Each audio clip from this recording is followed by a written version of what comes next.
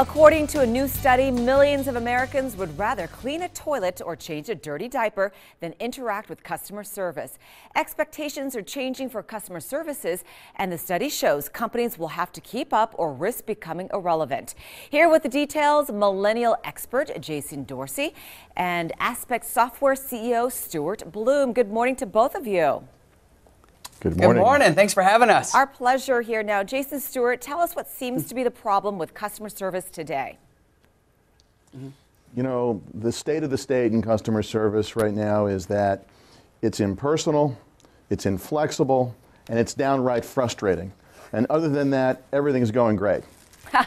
And you know, 76% of the respondents in the survey we did said, if you just let me do more by myself, give me more control, give me more self-service, let me use things like simple text messaging to work with you, I'd be a much better consumer and I'd probably work with you a lot longer. But they're very, very disappointed in the experience they receive versus the very high expectations they had when they picked up that phone to contact the service department. Yeah, and what we saw, because we look at it through a millennial lens, 56% of all millennials surveyed nationally said that they have left a company this year as a customer and gone somewhere else because of bad customer service. And that's billions of dollars literally texting their way, out the door because companies are saying, call me. And we're like, we don't even talk to our mom. Why would we call you?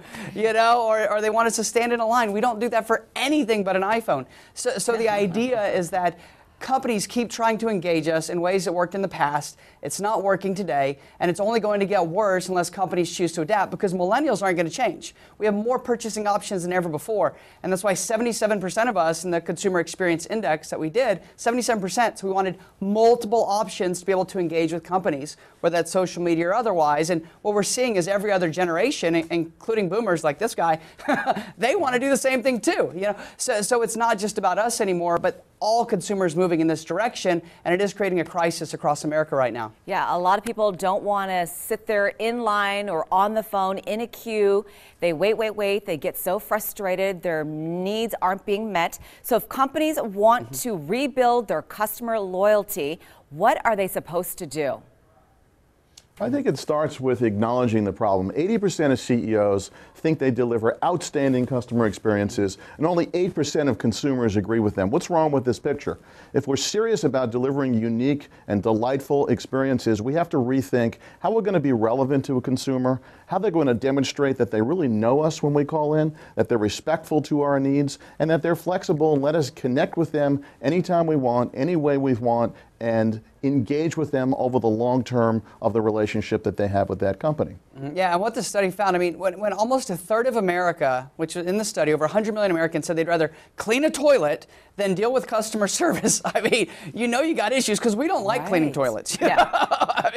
There's a serious problem, but the smart companies are going to say, we can't just do it the way we've always done. We've got to think now, what can we do? And it's not necessarily that it's got to be this hugely expensive initiative. For some companies it will be, but for a lot of companies it's just changing mindset first and starting with the idea we need to be open to considering how even you would want to communicate. These CEOs say that they think they get great customer experience, but that's because they're the CEO. Of course they do. The rest of us are back in the line out the door and it's raining and we're going, what's wrong with you guys? And so I think the index really shone a light on that. And in fact, 55% of all Americans said that their customer service expectations have increased over the last 3 years. And so what we're seeing is this divergence now. If you were to think about it visually, we're seeing expectations continue to go up and companies not follow suit. And the companies that choose to adapt will have an advantage, not just now, not just on loyalty like you said, but also in terms of acquiring new customers going forward. Because we don't want to have to work to get through to customer service to get a problem resolved. It just, why should we? You will lose business if you do that. Well, gentlemen, some great insight for us this morning. Thank you so much. Thank you so much. You're very welcome. Glad to be with you. As Americans prefer to use text or social media than speak to a person, expect companies to follow these trends for better customer service experiences in the future or risk becoming irrelevant. For more on this, head to the website on your screen. Sean?